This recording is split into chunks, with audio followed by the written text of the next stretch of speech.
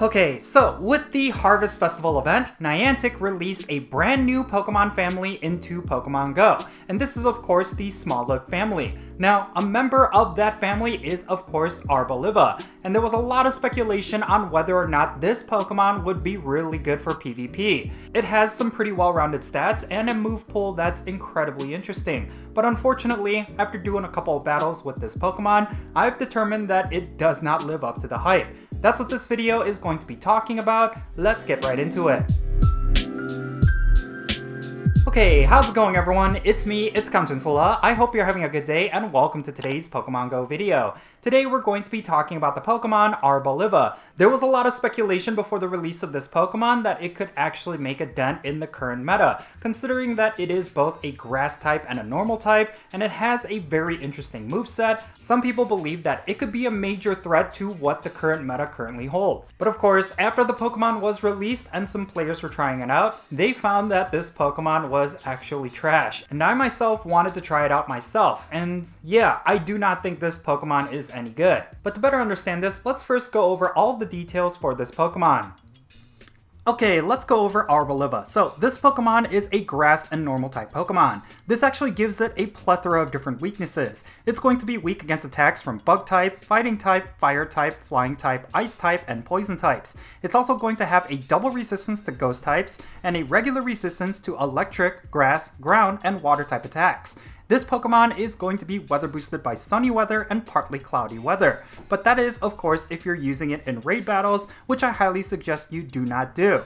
Now, when it comes to the base stats, Arboliva has an attack stat of 219, a base defense stat of 189, and a base stamina stat of 186. These stats are actually pretty well rounded, and you typically see a lot of meta Pokemon with stats like this. Unfortunately, it's not good enough to make this Pokemon viable in PvP, and I'll get more into that later.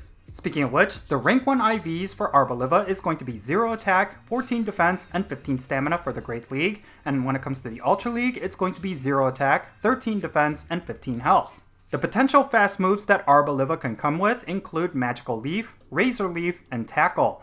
Among these fast attacks, unfortunately none of them really stand out, but I would say Magical Leaf is going to be the best one considering it deals the most DPS. But unfortunately, all three of these fast attacks do not generate a lot of energy, so you're going to struggle quite a bit trying to get your charge attacks off.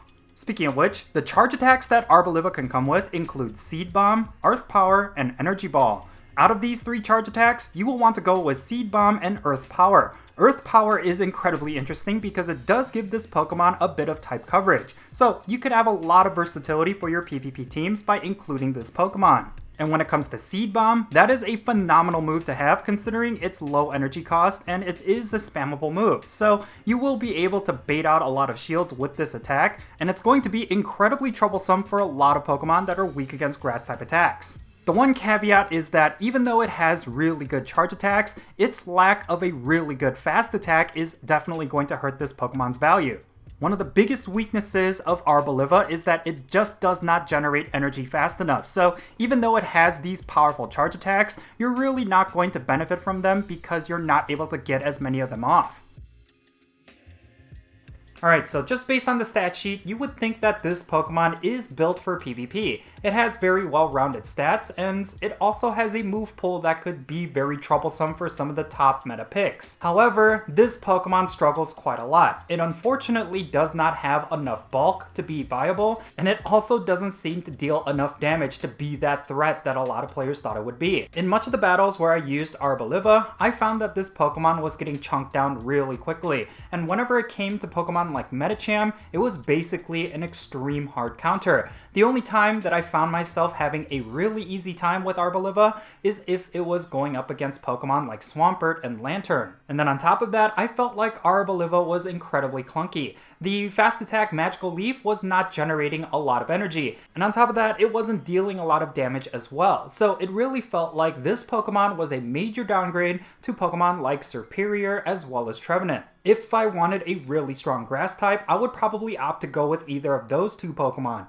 But of course, when it comes to Arboliva, it does have that type coverage with a ground type attack. But there's a plenty of ground types that do exactly what Arboliva does, but a lot more effectively. And of course, the only Pokemon you're going to catch out with that move is Steel types as well as Fire types. And unfortunately, there's not a lot of Steel types and Fire types that are currently being used in the current meta. And most of those common Fire type Pokemon also have the flying typing, like Talonflame and Charizard. So both of those Pokemon are not going to be dealt as much damage by Earth Power, but they're going to completely decimate Arboliva. Now, I did not try this Pokemon in the Ultra League, but I would suspect that it's going to suffer even more, considering that when it comes to grass types, the absolute go-to choice is probably going to be either Tangrowth or Venusaur, and both of those Pokemon are set to outperform Arboliva in just about every metric. So yeah, therefore, the conclusion that I come to is that this Pokemon just does not fit in with the Go Battle League, and it's a real shame because it is a very interesting and unique Pokemon. Ultimately, what it comes down to is that this Pokemon needs a better fast attack. Like, if it were to get Vine Whip in the future, I think it could see a lot more play, considering that it has Earth Power as a charge attack. But because your best option is going to be Magical Leaf, which in and of itself is incredibly clunky, I really cannot find a case where Arboliva is going to be your primary choice as a grass type attacker.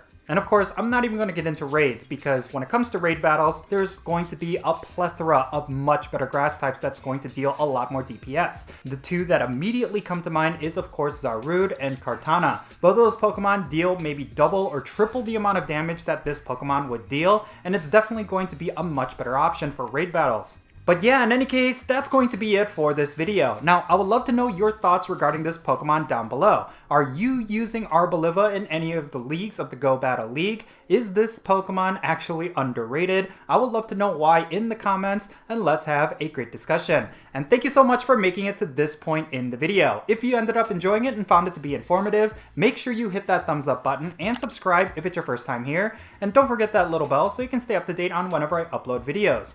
And I want to give a quick shout out to all of my patrons on Patreon. You make this channel content possible. If you want to support my channel in any way, big or small, then make sure you go and check out the links in the description below. For every single member of my Patreon family, they get a permanent spot on my in-game friends list. So if you want to interact with me in some way within Pokemon Go, like with remote raids or the friendship system, then make sure you go and check out my Patreon. Also, if you want to support my channel non-monetarily, you could do so by following me on social media. My handle is @Jinsula, and I'm on the following platforms. Alright, and with that said, I'm Jinsula. Be safe, have fun, love yourself, and I'll catch you all later.